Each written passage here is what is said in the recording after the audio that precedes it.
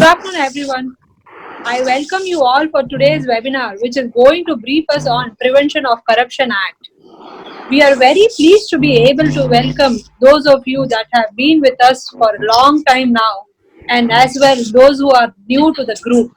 So, dear friends, before I welcome the speaker of the day, I would like to brief you all on formation of Madras Presidency Lawyers Forum. So the seeds of formation of the forum were laid by none other than Mr. Ravi Meenakshi Sundaram in November-December 2019.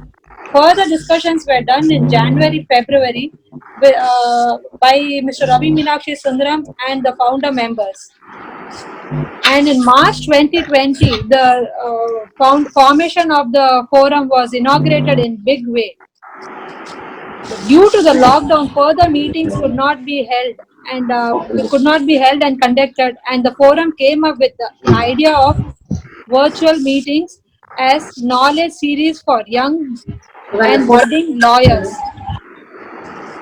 It's great pleasure to announce that by now we have successfully conducted 6 virtual meetings. The first meeting was on sexual harassment at workplace by Miss Anita from Mumbai. The second meeting was on introduction to IBC by Mr. Ram Mayappan, where I assisted him as a co-speaker. The third meeting was on summary suits by Mr. Shiva Prakash. The fourth meeting was on GST by Mr. Ramesh Putti. The fifth meeting was on Passport Act by Mr. Maurya. The sixth meeting was on IT Act by Mr. Manikandan. And today the seventh meeting is on Prevention of Corruption Act by Mr. Rahul. I heartily welcome Mr. Rahul, who is going to discuss about the Prevention and Corruption of Act at length. Senior Counsel Mr. Manishankar, father of our speaker of the day, is also amongst us, who is also being the mentor and a guiding force to me at all times in various matters.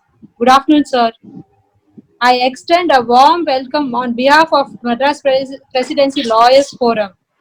Now, I request Mr. Manikandan to give introduction to the speaker. Manikandan, sir, floor is yours. Thank you, Jay. I welcome all the participants on behalf of Madras Presidency Lawyers Forum.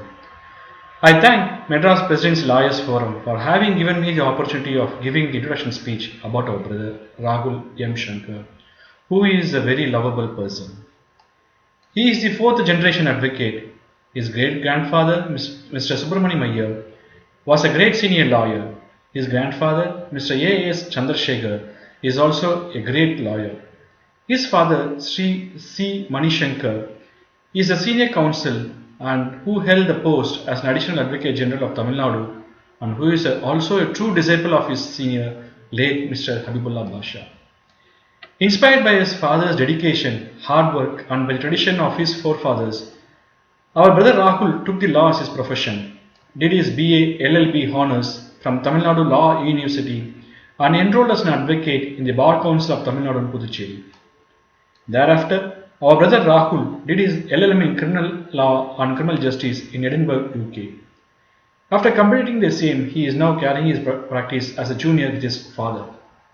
He is a good speaker, besides a good player in playing our traditional Silambatam. In a couple of days, he is going to celebrate his birthday, and I, on my own behalf and on behalf of Madras Presidency Lawyers Forum, wish him an advance happy birthday and wish him success in all his endeavors. The famous Tirukkural is apt for our brother Rahul. Mahan Tandai Kaatrum Udavi, Ivan Tandai Ennotran Kol Enim Sol. My dear brother Rahul, the floor is for yours. Thank you, all members of the forum, of the Madras Presidency Lawyers Forum, for taking me in and giving me this opportunity to talk about anti-corruption laws. Before beginning, I'd like to thank my seniors, Mr. Ravi Meenakshi Sundaram, Mr. Shiva Prakash, and Mr. Manikandan for their work, and that is never ending for me.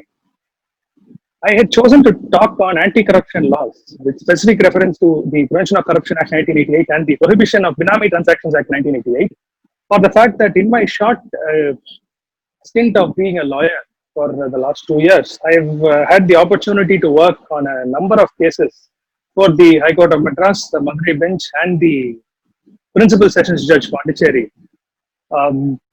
assisting my senior Mr. Manishankar, who is an expert in the topic. Moving on to the subject on anti-corruption laws in India.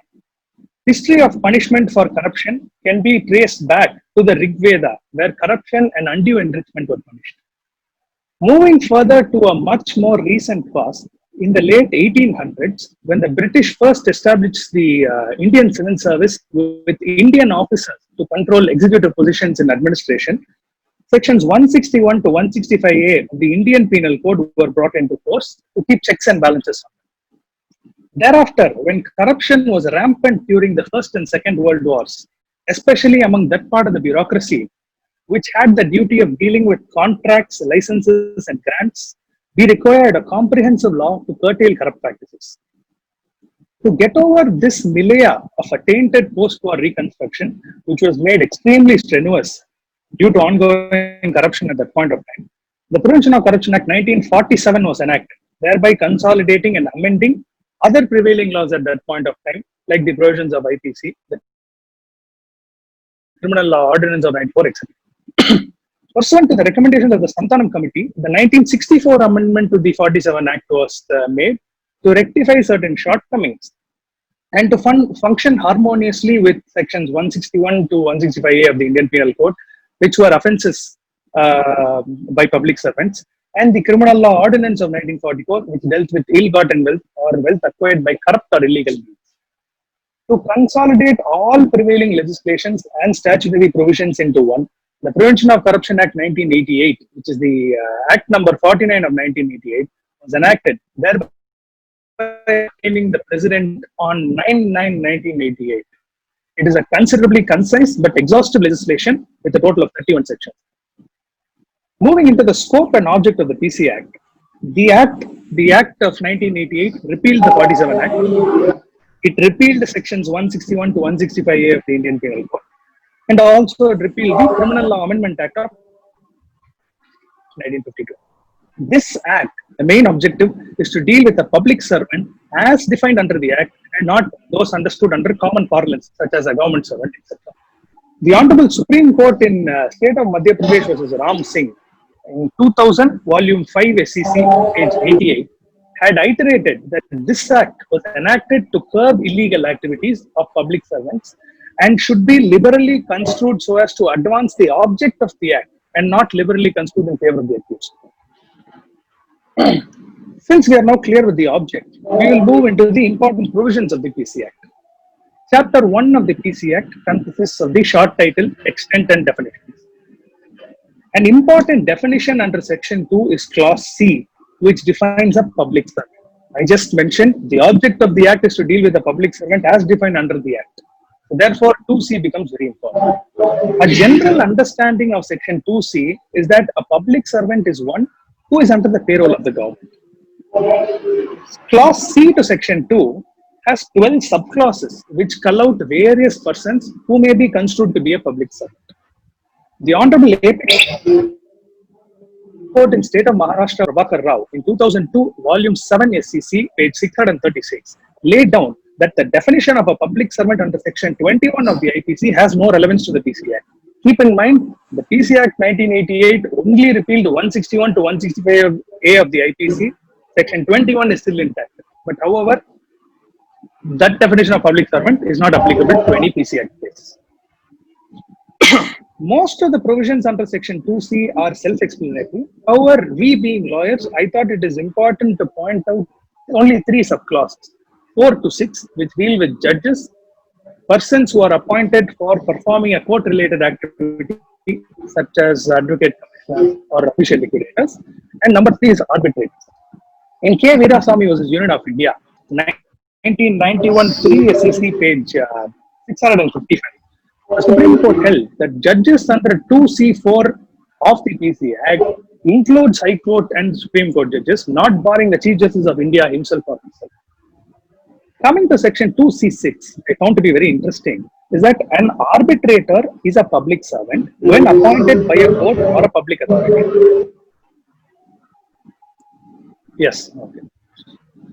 A plain reading would mean that arbitrators agreed to by parties by way of a contract or without the court's intervention will not fall under the purview of the PC Act. However, there is an explanation 1 to section 2C, which says that persons falling under any of the subclauses are public servants, whether they are appointed by a government or not. This brings up a very peculiar and interesting question as to whether even privately appointed arbitrators can be brought under the purview of the PC. This is just food for thought that I'm throwing out there. We can probably have a discussion at the end of my presentation. Moving further, Chapter 2 of the Act talks about special judges who are appointed to hear matters pertaining to the PC Act. They have to be of the sessions judge cadre under the CRPC to be appointed as a special judge. They are predominantly CBI court judges. And in places where the special division is absent, then the PDJ or the principal district and sessions judge take charge.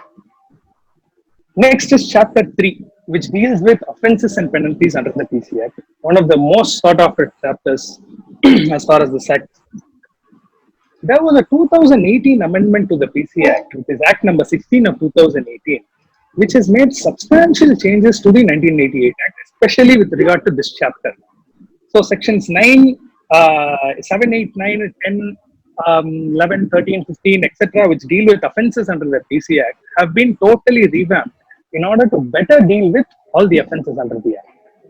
While dealing with offences, I will majorly be concentrating in detail on two types of cases. One is a bribery or a trap case. The second is a case of criminal misconduct specific to a case of disproportionate offense. Let us look at bribery case first. Section 7 talks about offences relating to a public servant being bribed. Breaking down provisions of Section 7, Section 7 says, accepting a bribe with an intention to perform or forbearing from performing a duty, accepting a bribe as a reward for an already performed or forbearing from performing a duty, and C, performing or forbearing to perform a duty in anticipation of a bribe. All these three are punishable under Section 7. There is an explanation 1 to Section 7, which states that the person is liable under this section, a public servant is liable under this section, if he or she accepts a bribe for performing a duty that is proper and lawful.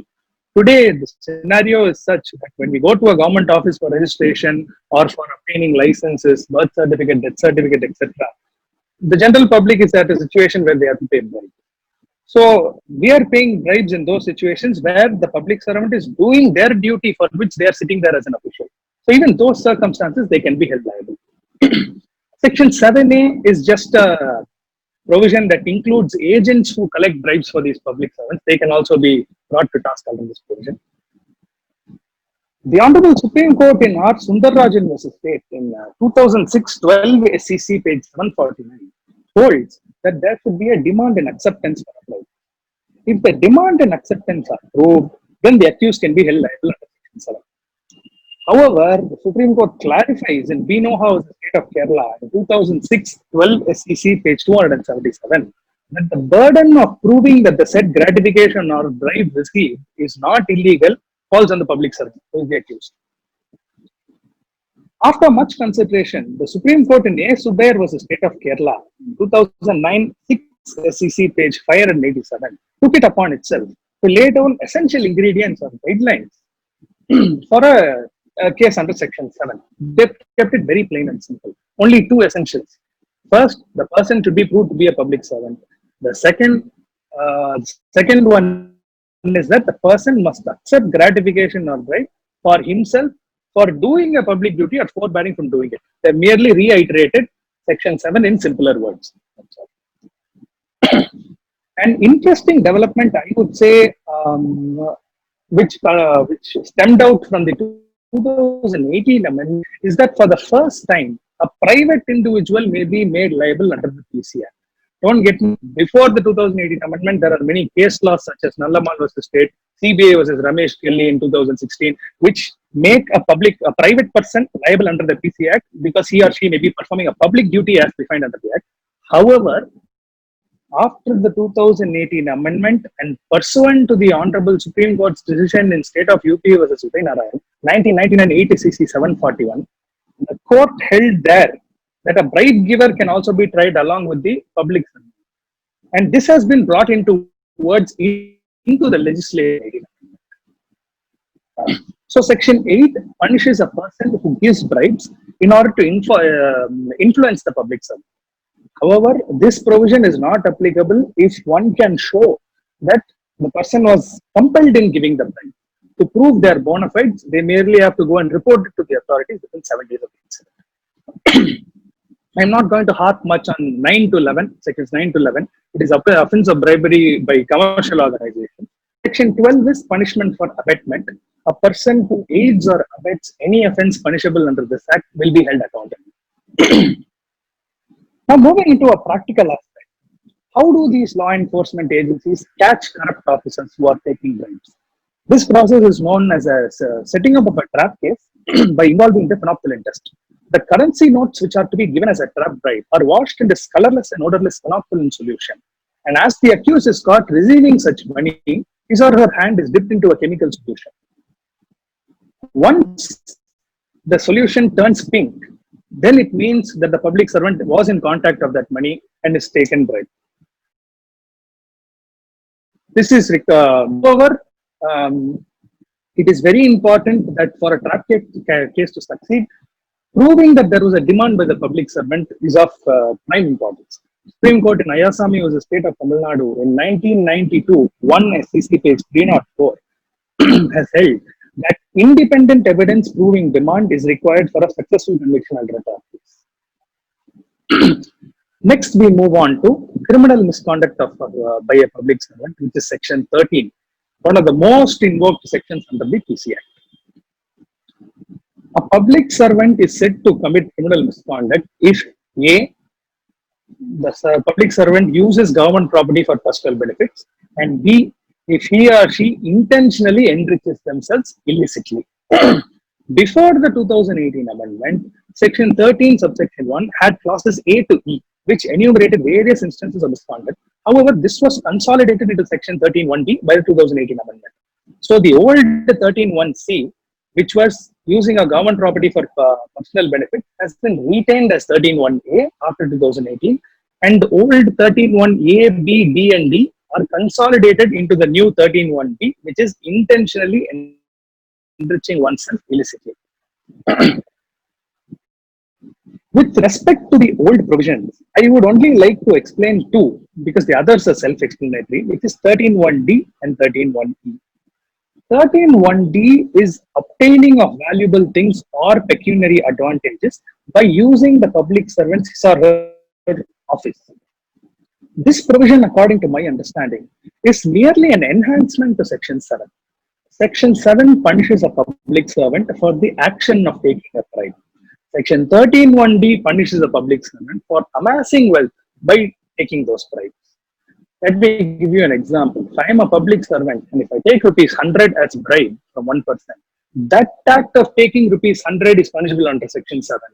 And the various hundreds I have taken over my years as a public servant and how much wealth is punishable under 13(1)D.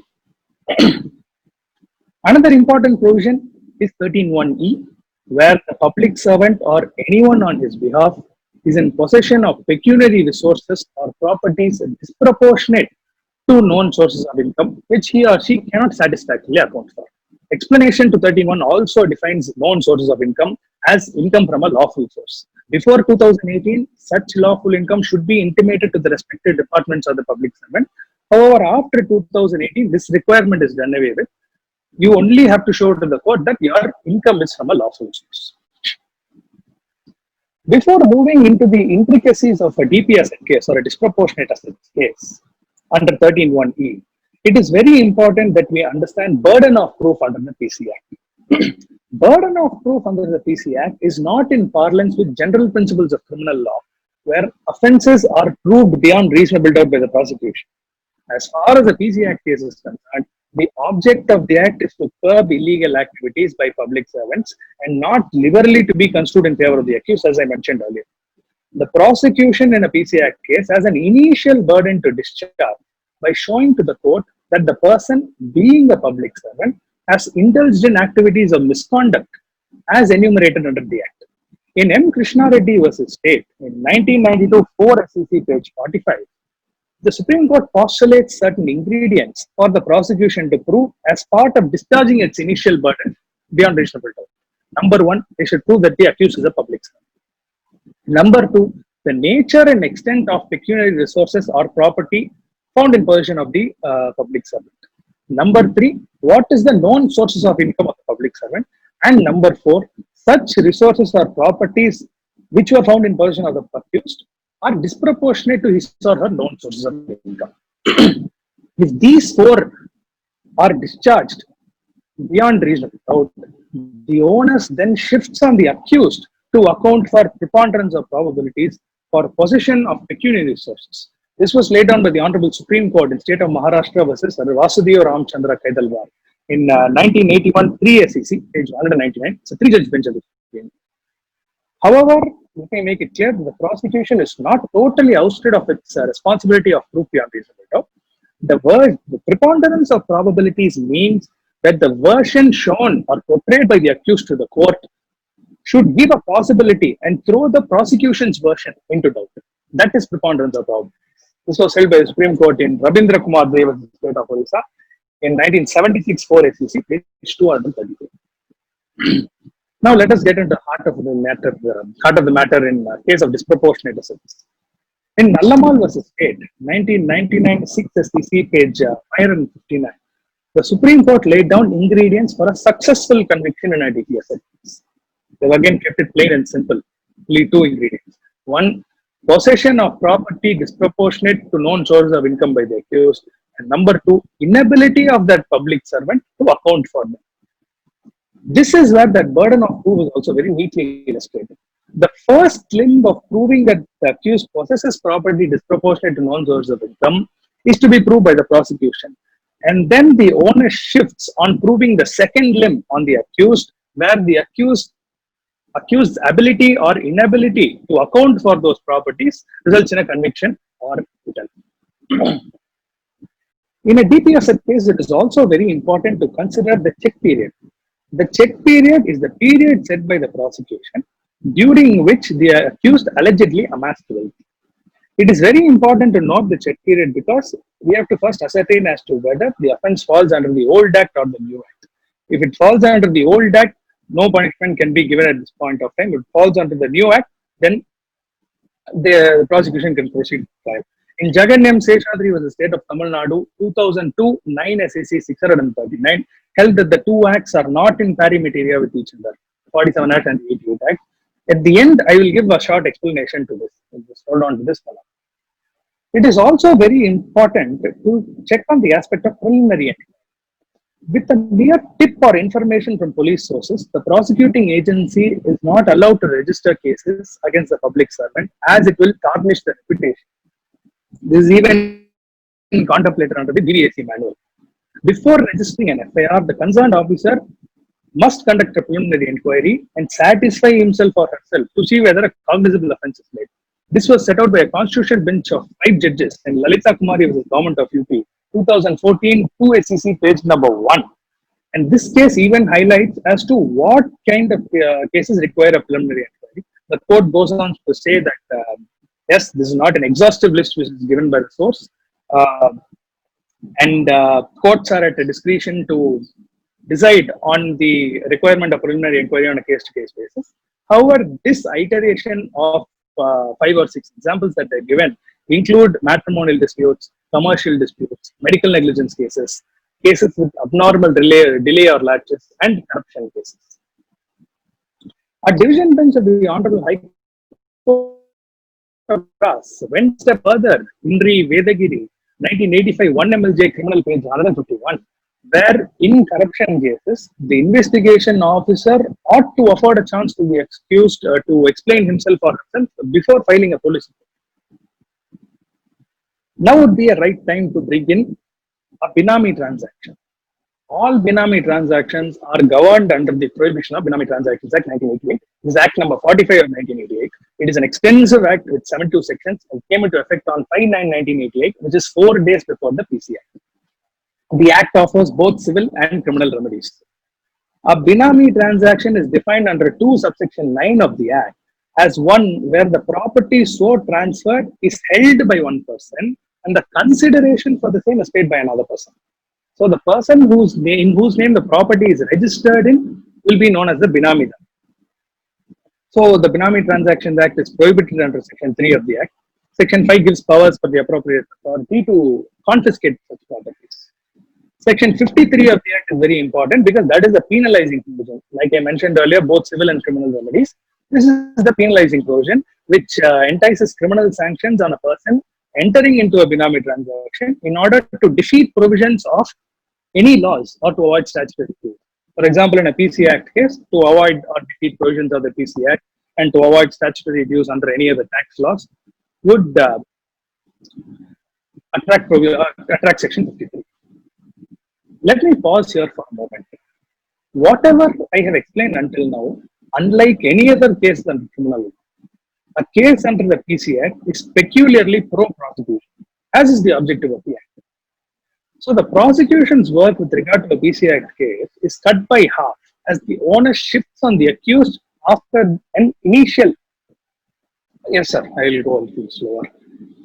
After the accused, the onus shifts on the accused after the prosecution discharges an initial burden beyond reasonable doubt, as I explained earlier.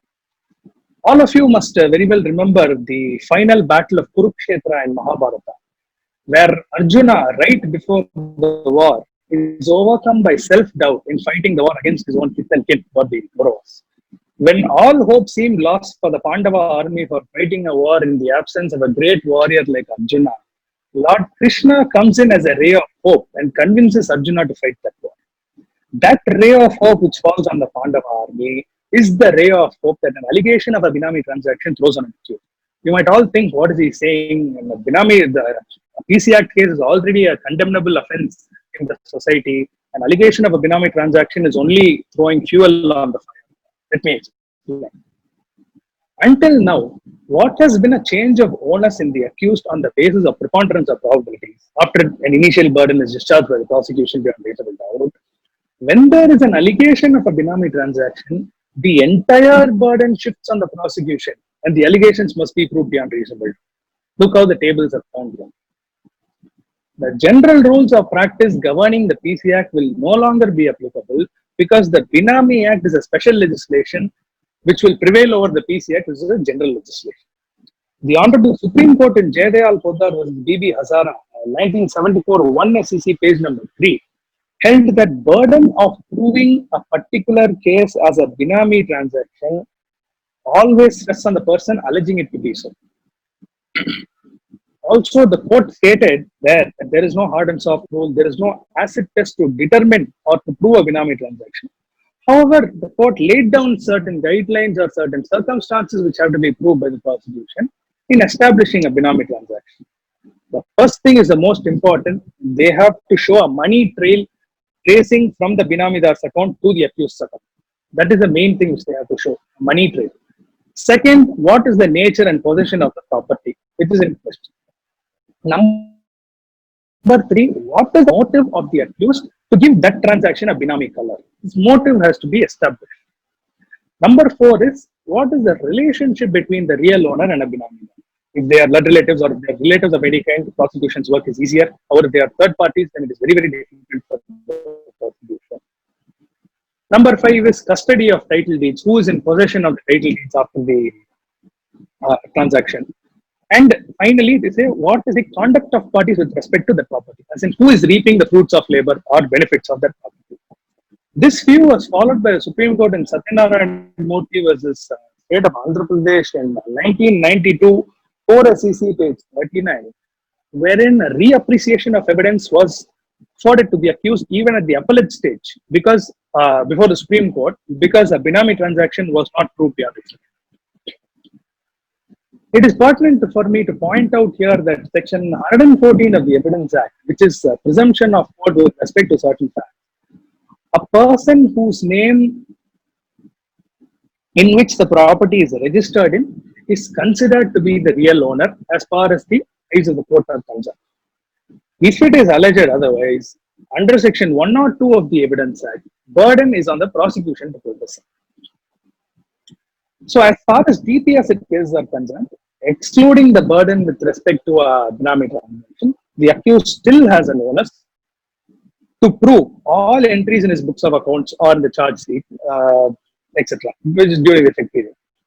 As far as DP asset cases are concerned, considering the magnitude of responsibility faced by the accused, the courts have devised a mechanism for easier approach to corruption, wherein they agree that not every single penny can be perfectly accounted for. And by this logic, they have formulated the famous 10% rule. The 10% rule is the amount disproportionate to known source of income if it is within 10% of your lawful income in excess, then it is admissible under law as lawful income. This was held by the Supreme Court in Krishnanand and Nayotri of the state of Madhya Pradesh, 1977 1 SEC, page 816. Let me give you an example here. If I am a public servant and during the check period, if my income amounts to rupees 1 lakh and my disproportion is rupees 10,000, since 10,000 is only 10% of 1 lakh, that disproportion will also be construed to be as part of my lawful income and there will be no disproportionate assets. That is the 10% rule. Now let us see how these law enforcement agencies, be it CBI or the DVSC, calculate disproportionate assets. They have formulated a very simple equation to arrive at the amount of disproportion. First, they consider, let's take an example. The check period is between 2001 and 2010, 1/1/2001 to 31/12/2010. They will first see what are my assets at the beginning of the check period, as on 1/1/2001. Second, they will take my assets at the end of the check period, which is on 31/12/2010. Subtracting my assets from the end to the beginning of the check period, we will arrive at my assets which I have acquired during the check period, which is from between 2001 to 2010. Next, they will consider my expenditure by way of my books of accounts, the bills that I have maintained, bank details, etc., and arrive at my expenditure. Total pecuniary resources is my assets during the check period along with my expenditure, because expenditure is income I am spending. So those two put together is my pecuniary resources. Finally, they will take my income. Income is basically my government salary. And in a few other cases where there is another source of lawful income which I can do, that will also be taken into consideration. If my total pecuniary resources is more than my income, then there is disproportion. If my income is more than my pecuniary resources, then there is no disproportion. That is essentially a case of disproportionate assets. Proceeding with the PC. Section 14 is an enhanced punishment for a habitual offender under the Act. Moving on, Chapter 4 discusses about the investigation of cases under the Act. It talks about the officers, agencies authorized, inquiry methods, powers of such officers, etc.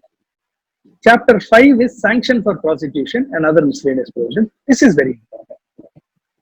Section 19 of the PC Act talks about the necessity of a previous sanction for prosecution of a public servant. The object behind obtaining a sanction is that there should not be unnecessary harassment to public servants. If you see this,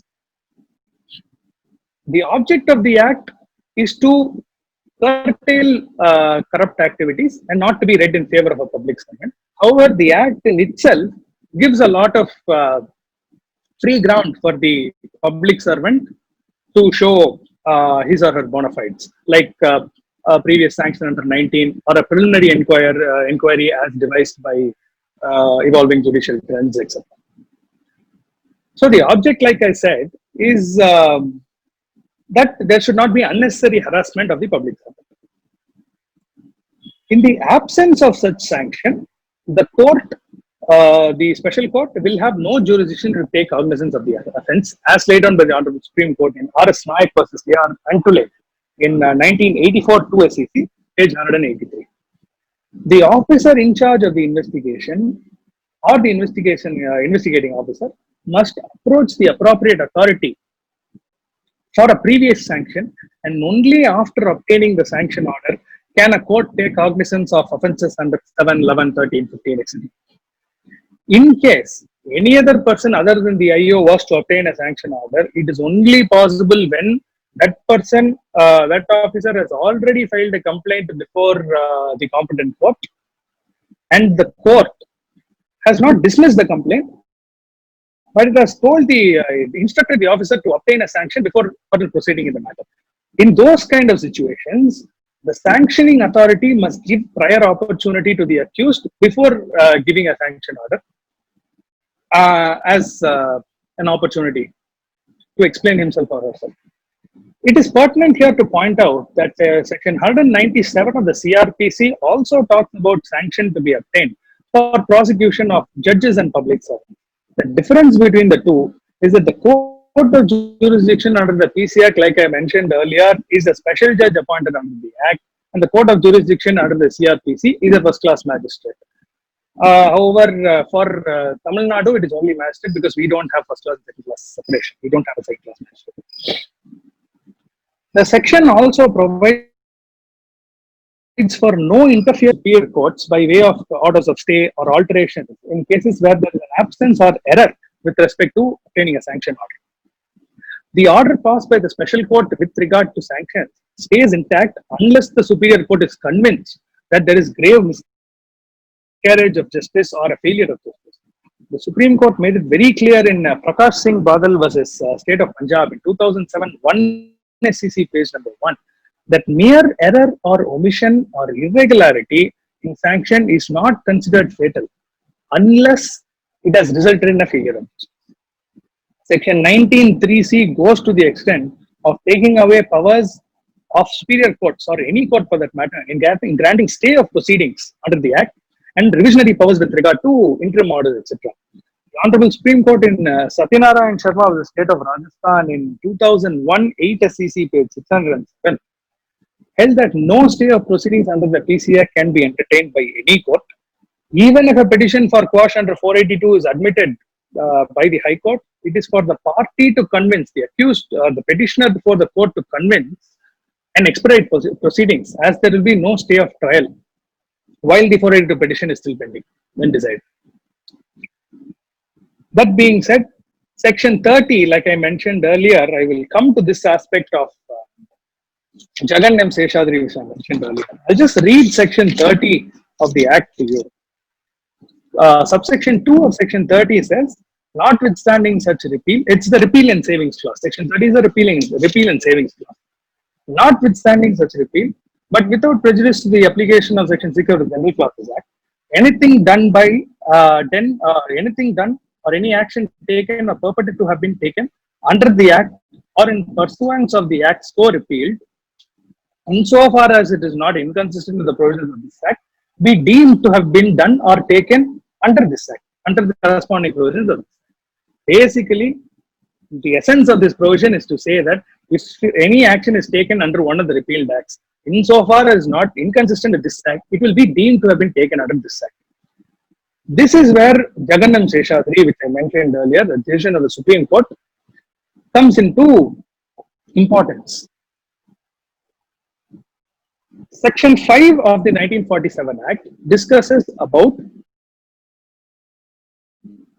criminal, same as Section 38 Act.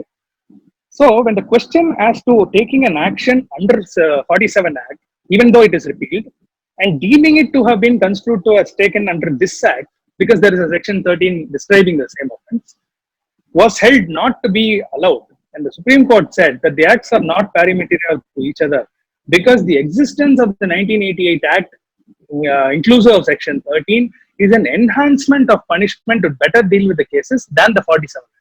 Therefore, the repeal under that act will say repealed, and no action under that act will be purported to have been taken under this act. So with this, I would like to come to conclusion of a very comprehensive act with very little shortcomings, especially after the 2018 amendment. And this facilitates us in developing a corrupt-free future. That I would like to end my presentation. And thank you very much for your attention.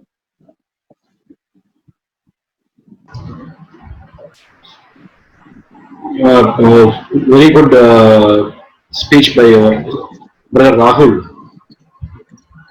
Though the time was given for him is only 45 minutes, he has comprised the entire topic on the subject, referring to various citations. Thank you, brother, for the wonderful session. May I now request Manishankar sir to give an impression. Manishankar sir, please.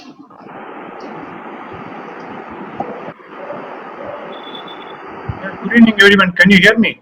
Yes, sir. Yeah. Sir, can go ahead, sir. Yeah. So I would like to congratulate this Madras Presidency of Lawyers and my good friend Ravi for organizing these webinars, which are very much required these days because we are facing unprecedented lockdown. It is actually glad to see that almost all the lawyers or groups in various places have been organizing webinars on a regular basis, which not only helps the younger members of the bar, but also certain senior members when we have to revisit even the basic principles or first principles. Therefore, this is a very good initiative by the organizers. I wish you all the very best and continue to do this even after the lockdown period is over, at least once a month, so that exchange of ideas in this ever-developing scenario of law is a need of the hour. Therefore, let us not stop once the court reopens. Let us continue with this even after the lockdown is recalled and once court starts functioning. So that would be my impression about these webinars. Thank you. Thank you so much, sir, for a wonderful suggestion given to us that will be taken into consideration by our members. And may I now request our Lordship, Mr. Kribakaran Ji, to give an impression. Lordship, please.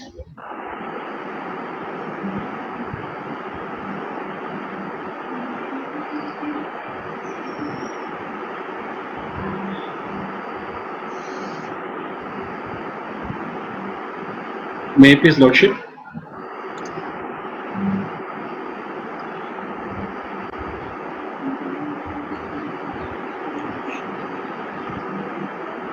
I think we can move on to question session. Yes, sir. We can move on to question session. I think he is not available right now. Fine, sir.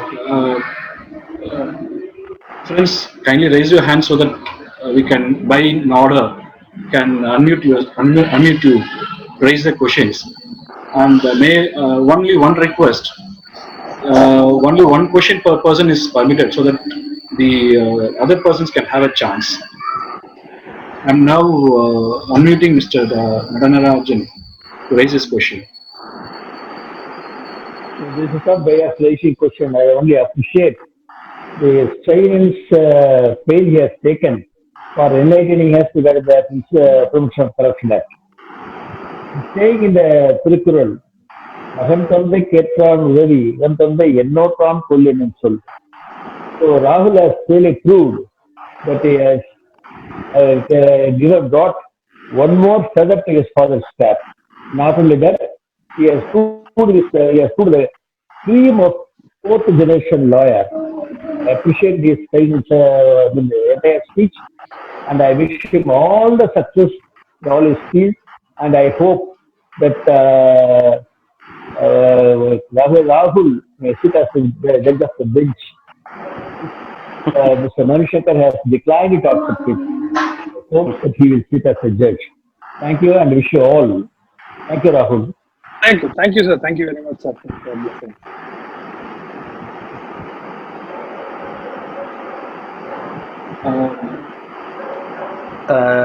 Mayappan, So I think Mayappan is not available. yeah. Ravi sir, may I request Mr. Ravi Chandra sir to give a little briefing about Rahul. He is my son, like, and very enterprising person. And recently, I wanted to say only one thing. In Tiruvattur court, and when the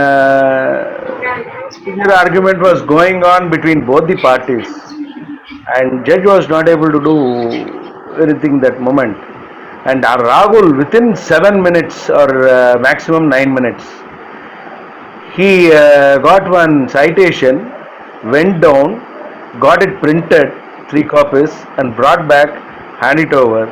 I was amazed by seeing that his act, and really I'm proud of him, and I wish him all the best, and I want to see him in the highest level. Thank you, Rahul. Thank you. And I thank CM Manishankar here, and one more friend of mine. We are childhood days friend. Bhaskar is here from Bombay, and I wish Bhaskar to say, give his impression about Rahul. Bhaskar? Sir, I'm ready, him, sir. Yeah. Thank you, Ravi. And I'm a friend of Ashok Manishankar. We have sort of grown together. And Rahul, I've not had an opportunity to. I left Chennai about 30 years back, so I've not had an opportunity to spend time with you. But I've seen you on occasions, and I'm the group general counsel of JMR. I've been part of a lot of webinars, Rahul. I've attended many webinars, and but this is one of the best that I have heard. And the way in which you articulated about the Prevention of Corruption Act, and the way in which you went through the different provisions of the Benami Act and the Indian Penal Code, all very good, very informative, and a lot of information to me as well. And I've worked a lot on US FCPA. I've worked a lot on London Corruption Act as well. But the way in which you articulated, the way in which you have come back and then brought us up to speed on this particular legislation is amazing. I could see the traits of your grandfather, and the way in which you articulated your oratorical skills. I was really happy to see you. I really wish you all the best. I wish you good luck. I wish you all the more success, and hope to see you as one of the top counsels, and like your grandfather and like your father very soon. And somebody also mentioned that they wished you that you should be a judge one day. That should be the real and thank you so much for inviting me to this. Thank you. I was really honored to be part of your speech. Thank you so much. Thank you, sir, for a wonderful. Yeah, we can go for further questions, and then if not there, we'll unmute all for some time, or after vote of thanks, I'll unmute all. Now, is there any question? Otherwise, we'll go to vote of thanks by Shiva Prakash. Okay, we'll go to Shiva Prakash for vote of thanks. Then we'll have open session. The session could not end on a better note because there are no questions for Mish to be grilled. I'm thankful to the group for that. No, open session is there. People will come, I think so. It's not the raising of questions for the session, brother. The way of putting down the things across made us to go and flattered everyone. The session so. Thank you, brother, for giving this wonderful session. And I think one Mr. Suresh brother is waiting there to raise his hands. Just unmute him, brother.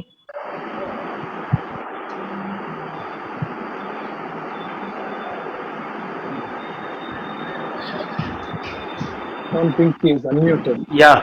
Over to Shiv Prakash. It was a very wonderful sessions today, and our brother Rahul has explained every aspect of Prevention of Corruption Act in a very lucid manner. As said by my brother Manikandan, he's a fourth generation lawyer, and he has proved that, and every cell of him